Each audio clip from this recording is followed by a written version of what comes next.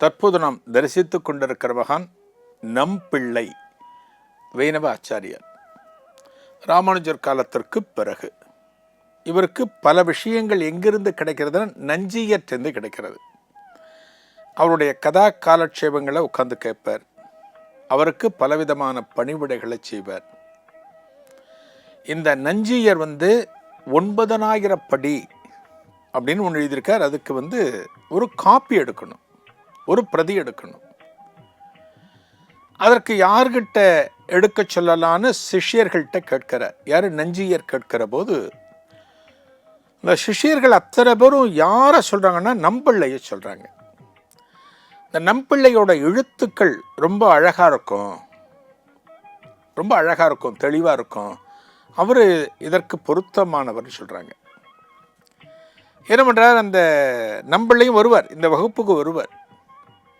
ஒரு நாள் வருகிற போது அவர்கிட்ட நஞ்சியர் சொல்றார், அப்பா இது போல பண்ணணும், ஒரு பிரதி எடுக்கணும் சொன்னோன்னா அவருக்கு ரொம்ப சந்தோஷம். நமக்கு இவர் சொல்லி நம்ம ஒன்று எழுதி கொடுக்கறதுங்கிறது, ஒரு பிரதி கொடுக்கறதுங்கிறது எத்தனை பெரிய பாக்கியம் அப்படின்னு நினச்சி சந்தோஷப்பட்டு நஞ்சியரை பார்த்து வணங்குகிற போது அவர் சொல்கிறாராம், நீ சாம்பிளுக்கு ஒன்று எழுதி காமி, ஒரு கிரந்தத்தை நீ எழுதி காமி, உன் கையெழுத்தை நான் பார்க்கணும் அப்படிங்கிறார். இல்லையா? அதானே பார்க்கறது முறை.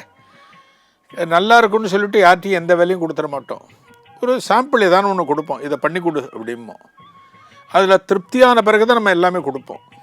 அதுபோல் சொன்னோன்னே ஒரு கிரந்தம் எழுதி காண்பிக்கிறார். யார்? நம்பிள்ளை. இந்த எழுத்து ரொம்ப பிடிச்சி போச்சு. அடுத்து இந்த மூலத்தை கொடுக்கணும். 9,000 படி, ஒன்றே ஒன்று தான் இருக்கு, ஒன்று தான் எழுதியிருக்கார், அதை இவர்கிட்ட கொடுக்கணும். இப்போ என்ன சந்தேகம் வருது நஞ்சியருக்குன்னா, இதை பத்திரமா வச்சிருப்பாரா, இதை பிரதி எடுத்துட்டு நம்மக்கிட்ட கொண்டு வந்து சேர்ப்பாரா, இவருக்கு பகவான் மேலே உண்மையான பக்தி இருக்கா? ரொம்ப முக்கியமானது. இதெல்லாம் நம்ம எழுதுறோம் அப்படின்னா பகவான் மேலே பக்தி இருக்கணும்.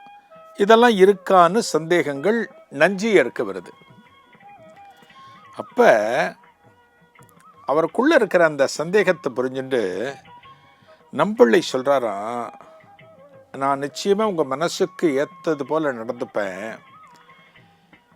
என்னை நம்பி இந்த பணியை நீங்கள் கொடுக்கலாம், என்னை நம்பி கொடுக்கலாம், நான் உங்களுக்கு பத்திரமா குறித்த காலத்துக்குள்ளே செஞ்சு கொடுக்குறேன் அப்படிங்கிற. இதெல்லாம் சொன்ன பிறகு ஒரு தெளிவு கிடைக்கிறது நஞ்சியருக்கு. சரி, இவற்றை கொடுக்கலாம் அப்படின்னு முடிவு பண்ணுறார். இதை அப்படியே கொடுக்காம என்ன பண்ணுறாராம் நஞ்சியர், அந்த 9,000 படியில் இருக்கிறது அத்தனையும் கதா காலட்சேபம் போல சொல்கிறார்.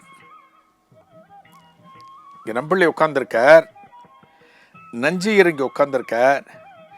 அந்த 9,000 படி முழுக்க கதா காலட்சேபம் போல அவருக்கு சொல்கிறார்.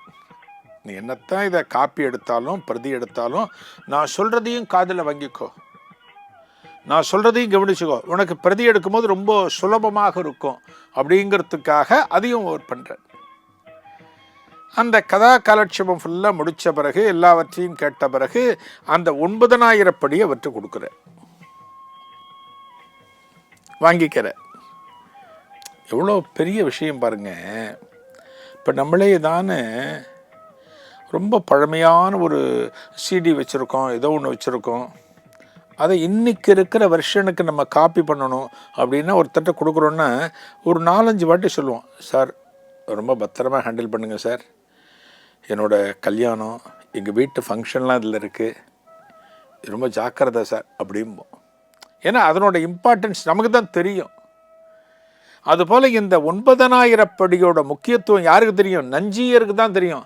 எத்தனை கஷ்டப்பட்டு அவர் எழுதியிருக்கார், எத்தனை கஷ்டப்பட்டுருக்கார், எத்தனை உழைப்பு இருக்குது அதுக்கு பின்னால்னு அவருக்கு தெரியும். அதனால் கொடுக்கும்போது ஒரு தடவைக்கு 2 தடவை யோசிச்சு, ஜாக்கிரதைப்பா, பத்திரம்ப்பா அப்படின்லாம் சொல்லி கொடுக்குறார்.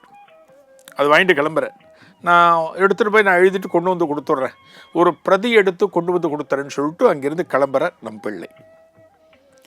ராத்திரி நேரம், ராத்திரி ஆயிடுத்து, காவிரி ஆற்றை கடந்து வரணும். நம்பிள்ளை தன்னுடைய இருப்பிடத்திற்கு காவிரி ஆற்றை கடந்து வரணும். அந்த காவிரி ஆற்றில் அன்னைக்கு அந்த ராத்திரி நேரத்தில் பார்த்தோம் அப்படின்னா இறங்கி தான் வரணும். காவிரி ஆற்றை இறங்கி தான் கிடக்கணும். இவர் இறங்கி வந்துட்டுருக்கார், காவிரி ஆற்றில் வந்துட்டுருக்கார். சாதாரணமான ஆழம் காவிரி ஆற்றில் அப்போ. ஆனால் இவர் இறங்கி நடக்கிற போது திடீரென வெள்ளம் வருகிறது.